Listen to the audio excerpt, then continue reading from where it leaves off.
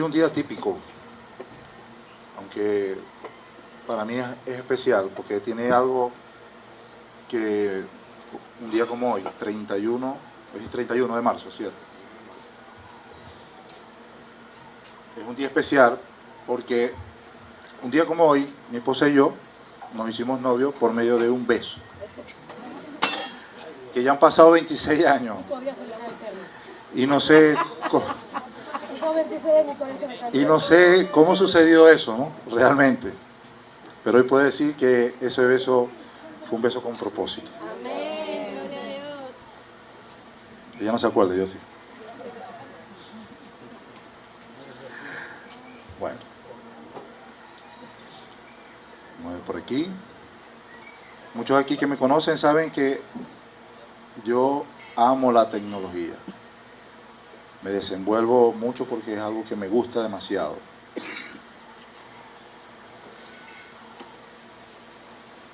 Tanto así que todo lo que hago está sujeto a ella. Todo, absolutamente todo, prácticamente todo. Escribo, leo, investigo, hago cualquier cosa, todo está sujeto a la tecnología. Trabajo en ella, me desenvuelvo muy bien en ella. Pero hay algo que en el comienzo de este año yo dije estas palabras. Quiero una Biblia física. Y hoy estoy estrenando una Biblia física. Amén. Aleluya. La vida es Jesús. ¿Por qué digo yo que la vida es Jesús? Veamos en Juan, capítulo 14, versículo 6, dice, Jesús dijo, yo soy el camino, la verdad y la vida. En resumidas cuentas, en la Biblia, ¿qué vamos a encontrar en la Biblia? A Jesús. Porque Él es el camino, la verdad y la vida. Y nosotros estamos viviendo ese tiempo. Porque desde el momento que llegó Jesús a la tierra, hizo que se cumpliera toda la ley, a la cual la humanidad estaba sometida, todos los que eran creyentes estaban sometidos a la ley, y la misma ley le exigía que si no, alguien que no cumplía por lo menos una frase, una palabra de la ley, era maldito. Pero gracias al Señor que vino a cumplir la ley, a dar el sacrificio, considero que fue el último sacrificio de la ley, que fue Jesús, para que nosotros, ustedes y yo, podamos tener la oportunidad de arrepentirnos y tener vida. Para los discípulos de la Rotaria, le toca la clase hoy. Que no a meter. Para Carla. Bueno. Ahora sí, vamos a entrar en materia. Hoy les quiero hablar de unos acontecimientos que se encuentran precisamente en la Biblia. Jesús comenzando su ministerio, o sea, su trabajo a servir a las personas, empezó llamando a sus discípulos y sanando a toda persona de cualquier dolencia, enfermedad. O sea, eso fue algo extraordinario cuando Jesús, para los que saben, para los que han leído, cuando Jesús fue bautizado, que fue al desierto llevado por el Espíritu para ser tentado y cumplir el ayuno de 40 noches y 40 días, Él salió a ejercer por el cual Él fue traído a la tierra, por el cual fue enviado por el Padre a la tierra. Y ahí comienza todo. Y según el Evangelio de Mateo, en el capítulo 4, versículo 24 dice, y se difundió su fama por toda Siria. Y le trajeron todos los que tenían dolencia, los afligidos por diversas enfermedades y tormentos, los endemoniados, lunáticos y paralíticos, y los sanó. Si lo traemos a la actualidad, podríamos decir de que se difundió la fama por todo el gaitero. Y es una tarea que tenemos. Eso quiere decir que las personas tenían conocimiento y llevaban enfermos. Habían escuchado lo que estaba pasando que Jesús estaba sanando y ellos se movían en eso. Tenían esa información de lo que estaba haciendo Jesús en ese tiempo. Y acudían a Él. O sea, ellos se enteraron y acudían a Él.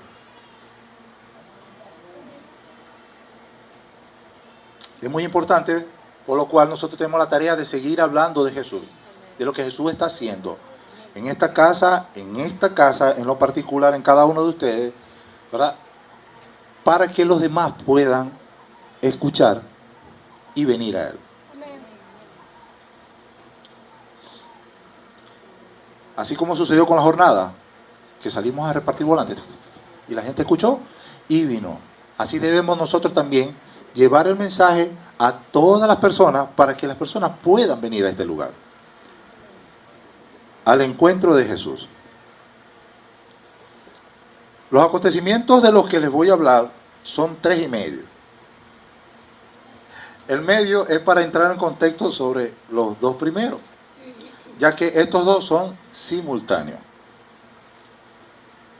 Ustedes, los que han leído la Biblia, saben que Jesús fue a Gadar y se encontró un endemoniado.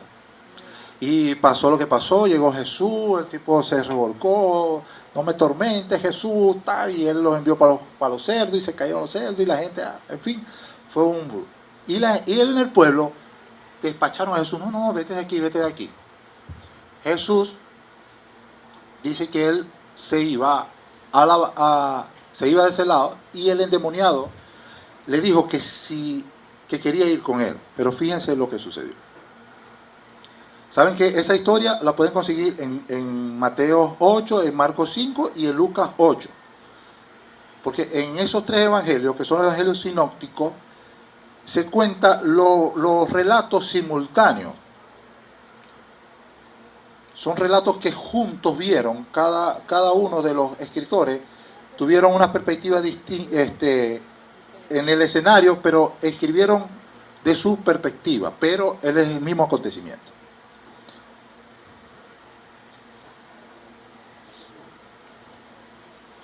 Evangelio sinóptico. ¿Por qué evangelio sinóptico? Antes de entrar al desarrollo del acontecimiento. Saben que sinóptico, la primera palabra sin significa juntos y la segunda palabra óptico, o sea, sinóptico, es vista. Por lo tanto significa visto junto. Así que anoten ahí, para que tengan ahí con qué defenderse, porque el enemigo anda por ahí buscando cómo devorarnos. Y hay gente muy letrada en la calle y quieren venir a ponernos entre la espada y la pared, a ver, a tentarnos o a probarnos, a ver qué tanto sabemos. Pero resulta que acontece que no solamente el saber nos va a salvar, óiganlo, porque hay mucha gente que sabe mucho. Yo conocí a un muchacho que se sabía la Biblia, wow, yo quedaba así. Él hablaba y yo, porque dice aquí, y cambiaba y leía un capítulo de memoria, hermano. Tanto así que un hermano llegó y lo saludó, que lo conocía, hola, ¿qué tal? Después cuando se fue, me dice él, fíjate qué bueno que este muchacho es cristiano. Y yo, no, ese no es cristiano. ¿Cómo no va a ser cristiano? Bueno, no es cristiano, no dijo que no es cristiano. Que él leía la Biblia todos los días y se la sabía. Bueno, pero no solamente con eso vamos a ser salvos. Conocimiento sin poder, así es que...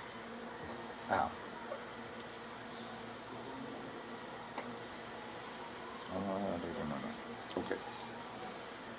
Entonces, mire lo que le dijo Jesús al endemoniado que quería irse con él. Vamos a leer Marcos 5, 19 y 20. Dice lo siguiente: mas Jesús no se lo permitió, sino que dijo, vete a tu casa y a los tuyos y cuéntale cuán grandes cosas el Señor ha hecho contigo y cómo ha tenido misericordia de ti. Y fue, diga conmigo, y comenzó a publicar en Decápolis cuán grandes cosas había hecho Jesús con él, y todos se maravillaron. Así que, mis hermanos, nosotros tenemos que ir a decir grandes cosas ha hecho Jesús en nuestra vida, en nuestra familia, en nuestro trabajo, en nuestros estudios y en todo el entorno que nosotros nos movemos, para que las personas puedan tener esa curiosidad, no tanto maravillosa como dice aquí, pero sí es la curiosidad de poder venir y poder encontrar a Jesús.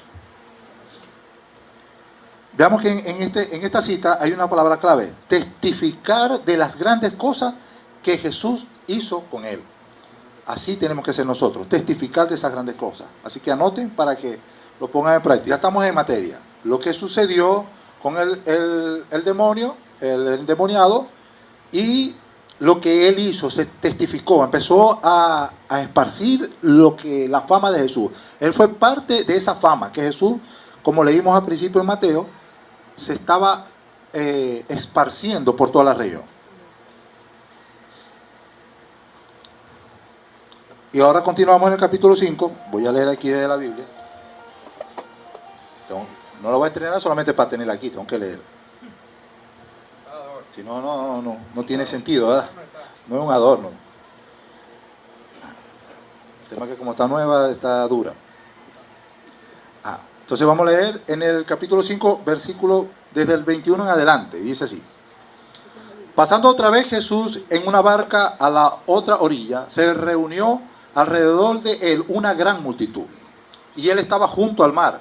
Y vino uno de los principales de la sinagoga, llamado Jairo, y luego que le vio, se postró a sus pies y le rogó mucho, diciendo: mi hija está agonizando, ven y pon la mano sobre ella para que sea salva y vivirá. Fue pues con él, y le seguía una gran multitud y le apretaban. Pero una mujer que desde hace 12 años padecía de flujo de sangre y había sufrido mucho de muchos médicos,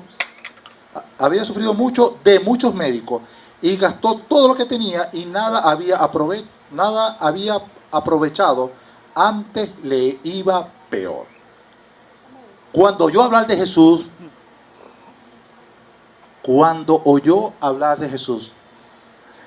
vino detrás entre la multitud y tocó su manto, porque decía: si toco tan solo su manto, seré salva. Y enseguida la fuente de su sangre se secó, y sintió en el cuerpo que estaba sana de aquel azote.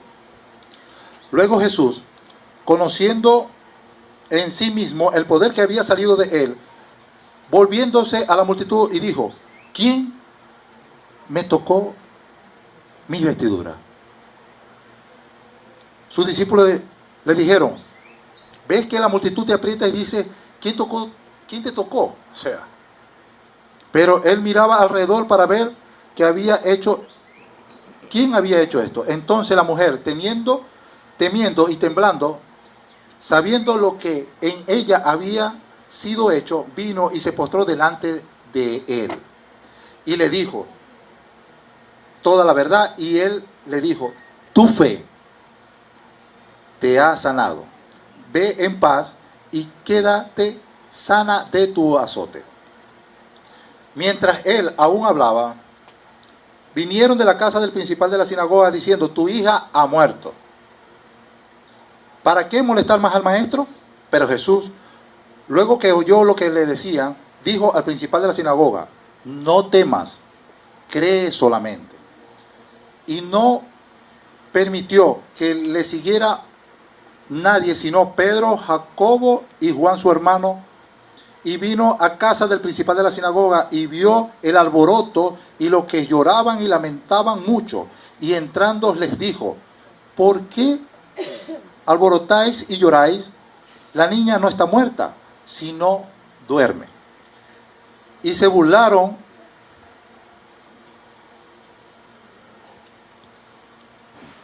Continúa aquí.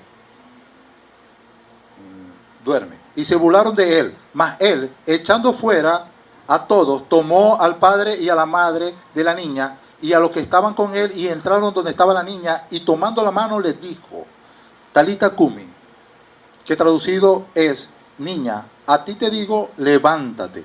Y luego la niña se levantó y andaba, pues tenía 12 años. ¿La niña tenía qué? 12 años. ¿Y la mujer cuánto tenía? Con el flujo de sangre. 12 años. Oh, qué bueno. No voy a estar jugando lotería hoy. Pero hay cosas que no entendemos. Pero si no las entendemos, creamos de que Dios tiene el control de todo. Y que nada pasa por casualidad. Pero Él les mandó mucho que nadie lo supiera y dijo que le diesen de comer a la niña. Ahora venimos aquí. Ese acontecimiento, yo sé que muchos lo han leído. Yo lo he leído bastante también. Lo he escuchado en prédica muchísimas veces. Pero como la palabra es viva y eficaz, si la lee mil veces va a sacarle provecho. No va a ser en desprovecho.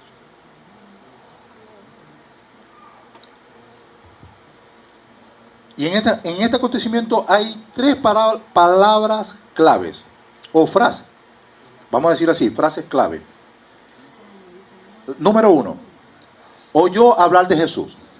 La mujer que tenía 12 años con una enfermedad que hizo todo lo posible que no lograba quedar sana, oyó que Jesús hacía posible lo que para el hombre era imposible.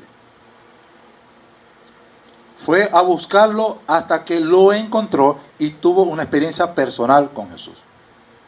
Porque tuvo una experiencia personal con Jesús. No fue el manto, sépanlo, sino que escuchó y fue a buscar a Jesús. Número 2, tu fe te ha sanado. La Biblia nos enseña en Romanos capítulo 10, versículo 17, así que la fe es por el oír y el oír por la palabra de Dios. Así que la fe que nosotros tenemos, la fe al cual hemos creído, a quien hemos creído, ha sido porque hemos escuchado. Así que por eso no podemos callarnos. No podemos dejar de hablar de Jesús, de lo que Dios, la grandeza de Dios, lo bueno que es Dios, lo que ha hecho y lo que hará en nuestras vidas. Porque las personas de esa manera es que van a tener fe, van a creer en Jesús. Amén. Número 3, no temas, cree solamente. El principal de la sinagoga, Jairo, tenía fe porque de seguro escuchó hablar. Hablamos antes de eso que la fama se había esparcido por toda la región. Entonces, él fue a buscar a Jesús porque, fijo, no relata aquí, no dice textualmente, pero lo más seguro es que él escuchó y fue a buscar a Jesús. Ya él tenía fe. Y al encontrarlo, le llegó la noticia que su hija había muerto. Esa noticia quiso que la fe de Jairo se llenara de angustia. Ustedes no se han visto o no han vivido, y si no lo han vivido, gloria a Dios, pero yo no puedo decir lo mismo, sí lo he vivido y mucho. Cuando nosotros estamos tan firmes en el Señor, damos pasos de fe hacia Jesús, siempre hay algo que quiere venir a que nuestra fe se debilite, para que nuestra fe se anule y nos apartemos y nos roban la bendición. Eso sucede, eso siempre va a venir. Las malas noticias, las enfermedades, problemas económicos, cualquier circunstancia va a venir. Óigalo, siempre va a venir. No que no va a venir, sí va a venir. Siempre va a venir. Pero eso no puede detener ni menguar nuestra fe. Pero Jesús o Jairo estaba con Jesús al lado. Yo he pasado cantidades de procesos en mi vida de crecimiento. Pero lo he pasado al lado de Jesús. Que me den látigo ahí, pero no me suelte. No quiero estar lejos de ti. No quiero experimentar ni un segundo lejos de ti. No como dicen por ahí, no, que se fue el mundo. No podemos. Si no nos gusta, no entendemos, no nos parece, sufrimos desilusión, infidelidad, desgracias familiares, lo que sea, pero siempre hay al lado de Jesús. ¿Por qué? Porque Jesús siempre tiene una palabra que nos va a levantar. Así como le dijo Jairo, que le dijo lo siguiente: no temas, cree solamente. Así que yo le digo, hermano, no teman, crean solamente. Pero es que han pasado muchos años, no teman, creen solamente. Amén. Ahora bien, tomando en cuenta los acontecimientos que hemos leído con el endemoniado de Gadareno, la mujer del flujo de sangre y Jairo, el principal de la sinagoga, cada quien con problemas distintos que al tener una experiencia personal con Jesús, lograron un mismo fin, ser salvos. Así que las personas que no conocen de Jesús deben escuchar que hay alguien que los va a salvar de lo que están viviendo. No es que se van a acabar los problemas, pero una cosa es tenerlo y no necesitarlo, y es necesitarlo y no tenerlo. No me acuerdo quién dijo, se me cayó la cédula, padre.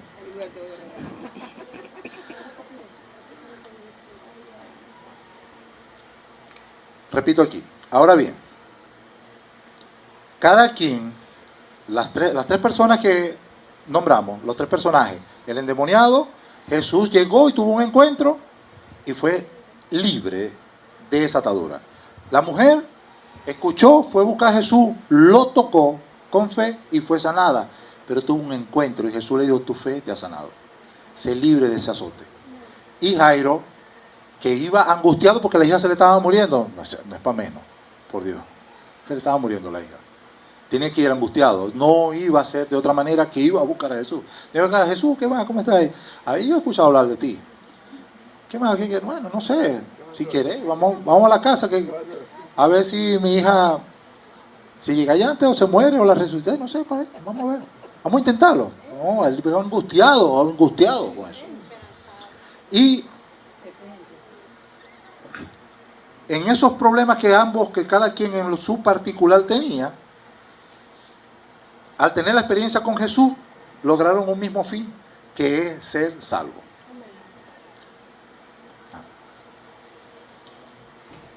Yo le voy a decir algo, hermano, por experiencia propia. Cuando tengamos una experiencia personal con Jesús, tu vida jamás será la misma. Jamás será la misma. Y tenemos testimonio, puedo dar mi testimonio, totalmente contrario. De lo que me ven aquí, es como si me pusiera de espalda. Contrario totalmente. Diría Encho aquí. Testimonio, Encho. Acá.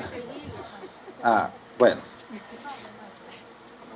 Así que, tomando en cuenta lo que produce Jesús en las personas que buscan y lo encuentran, vamos a la historia de un asesino con licencia, que humanamente podemos decir que merece la muerte. Otros dirán, no tiene perdón de Dios, porque es un asesino. Y otras opiniones más con razones válidas y hasta legales, para que sepan, terrenalmente hablando. Un asesino, o sea, en la ley, en el tribunal, lo menos que va, cadena perpetua, no sé cuántos años. En fin, nunca va a salir, diríamos, exento de ese delito o esa característica que él mismo por sus acciones había logrado. Y es una fama que lamentablemente muchos tienen. Esperemos que el Señor lo salve a toda esa gente y dejen de hacer ese mal. Seguimos aquí. Acompáñeme en el libro de los Hechos, capítulo 22, versículo 1 al 16. Voy a leer nuevamente la Biblia.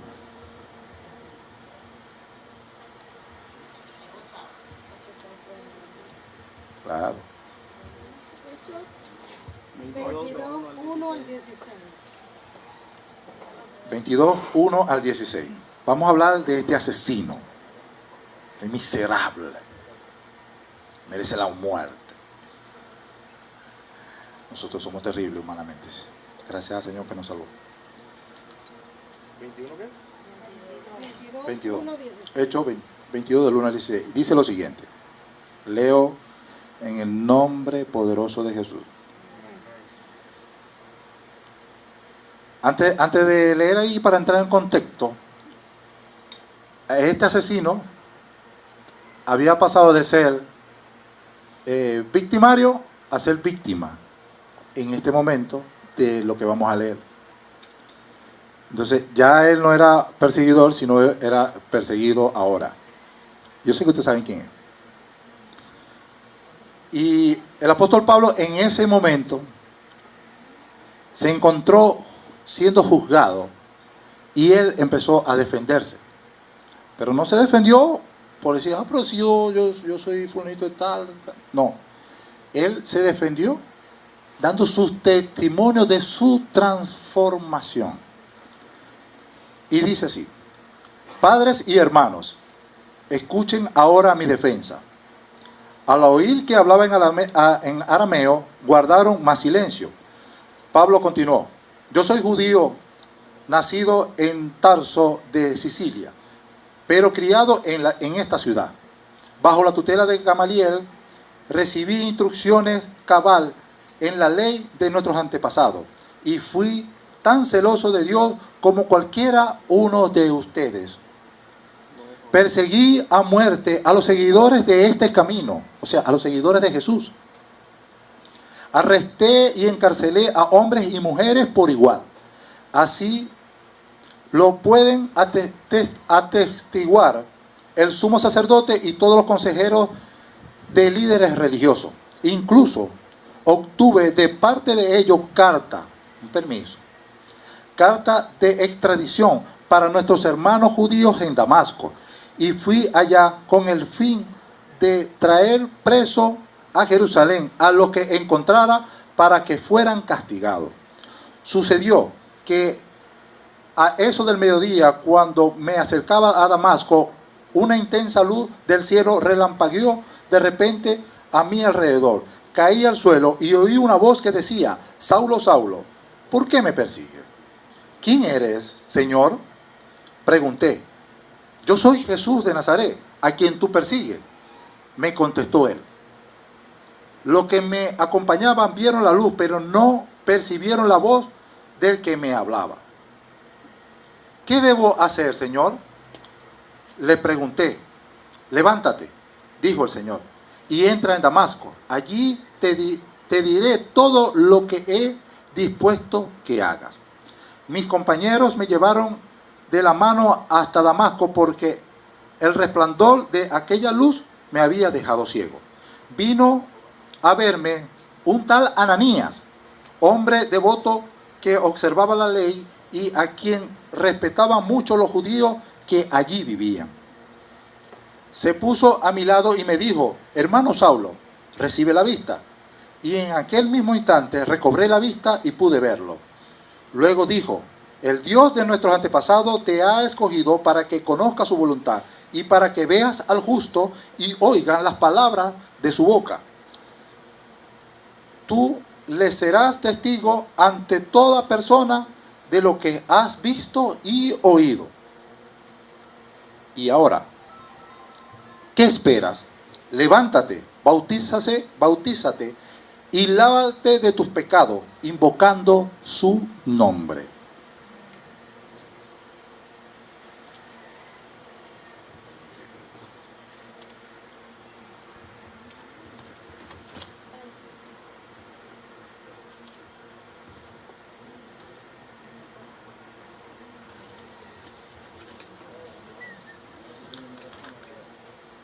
No se asusten, parece que está todas las citas están ahí, por eso que son varias hojas. Oye, imprimo todo para que quede. Fíjense lo que sucedió con este hombre que era un perseguidor de la iglesia de Jesús, de todo lo que habían creído en Jesús. Fue testigo del asesinato del primer mártir, que fue Esteban. Estuvo presente. Él apoyó todas esas cosas. Resultó que él era celoso con Dios, con las cosas que estaban pasando, y él creía que estaba en lo correcto. Pero resultó ser un perseguidor, un maltratador, un asesino de personas, de hombres y mujeres por igual, como dice la Escritura. Y resulta y acontece que tuvo un encuentro con Jesús. Y nada más que Él le puede decir que cuando uno tiene un encuentro personal con Jesús, la vida jamás va a ser la misma. No va a ser igual. Él no fue igual. Él tuvo el encuentro con Jesús y pasó de ser un asesino a ser uno más de lo que él mismo perseguía. Porque no era el único que perseguía a la iglesia de Jesús, sino que él era el cabecilla, como quien dice. Él era el que llevaba la tutela, él era el que tenía la autoridad en esa misión de acabar y silenciar a todo aquel que había creído en Jesús, para que el mensaje no siguiera extendiéndose. Pero tuvieron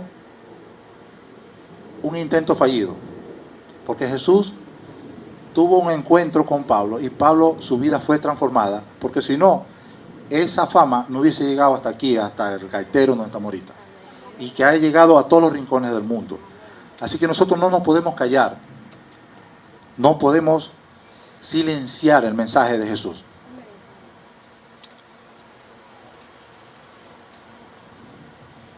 Así que mis hermanos, no quiero quitarle más tiempo realmente, sino decirle lo que el Señor me dijo que le dijera. Conclusión.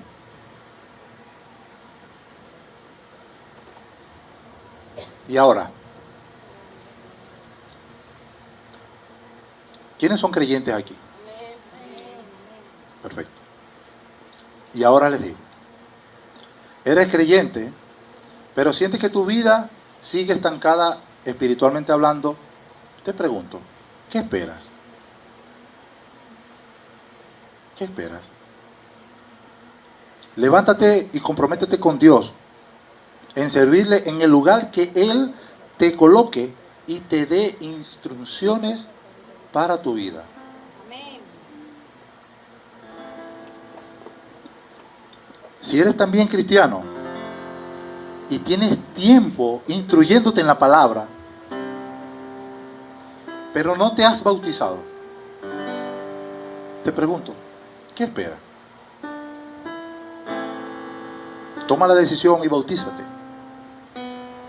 ¿Sabes que el bautismo es una declaración pública de tu fe en Jesús? Ante el mundo físico y ante el mundo espiritual. Es un acto simbólico donde mueres para el mundo y vives para Cristo.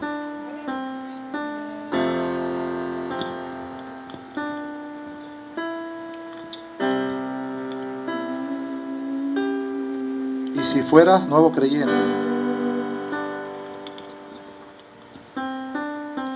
como fuimos un momento, sé que todos aquí somos cristianos, pero un momento no sabíamos nada de Jesús. Y tenemos la oportunidad de llevar este mensaje para que muchos puedan compartir, vivir, experimentar lo que ustedes y yo vivimos desde que aceptamos a Jesús. Y digámosle a todas esas personas que no conocen a Jesús, después que escuchen hablar de Él, ¿qué esperan?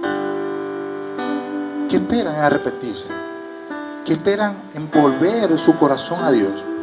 ¿Qué esperan de no dar ese paso y dejar su vida pasada, los gustos, las costumbres, lo que a mí me parece bien, y dar ese paso hacia Jesús? Así que tenemos esa tarea de llevar este mensaje a todo este sector, porque así como se extendió en Siria, así tiene que extenderse aquí en el gaitero. Lo que Dios está haciendo en esta casa, lo que Dios está haciendo en usted personalmente y lo que está haciendo aquí como familia de Dios que somos. Porque esta es una casa de bendición, una casa donde alabamos a Dios, porque hemos creído que Él es el único que merece eso. Y dejar todos nuestros paradigmas, estructuras mentales, lógicas humanas que no caben en el reino de los cielos, y vengamos aquí y traigamos personas para que aquí puedan tener este encuentro con Jesús y su vida no sea más la misma. Así que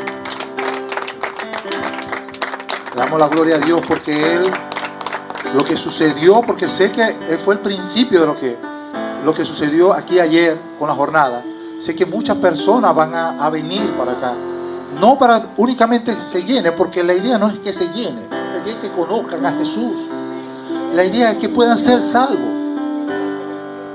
Sí, se llenen, pero del conocimiento de Jesús, de su Espíritu Santo, para que su familia pueda ser transformada, porque nadie más, ni psicólogo, ni psiquiatra, y ningún, no sé, terapeuta familiar puede hacer que las familias sean restauradas.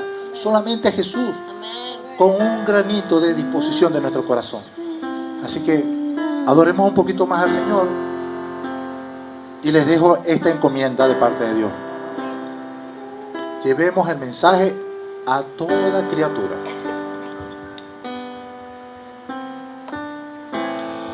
Das vida a lo que estaba muerto,